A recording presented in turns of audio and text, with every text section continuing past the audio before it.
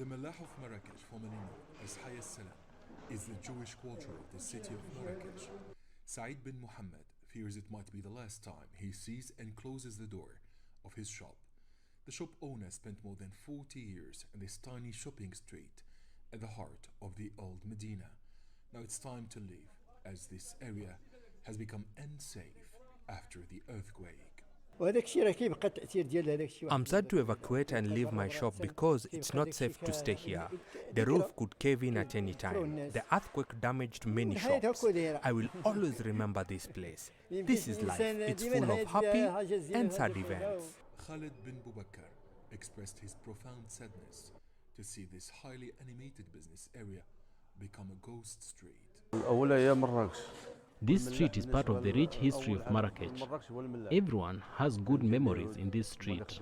Despite the chaotic situation in many streets of Al-Mallah neighborhood in the aftermath of the devastating earthquake, some residents are optimistic about the future. I was born and raised here. I lost everything, but I trust the Moroccan authorities. They will rebuild the area and we will return again to live and work in this street.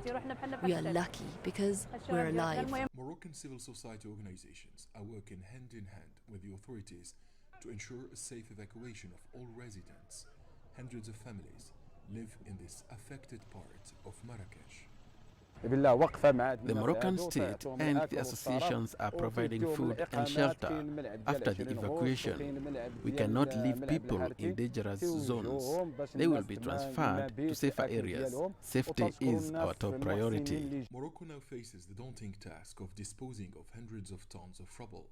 Several buildings either completely collapsed or were damaged to the point where they require demolition, as some areas of this neighborhood were reduced to shattered rocks.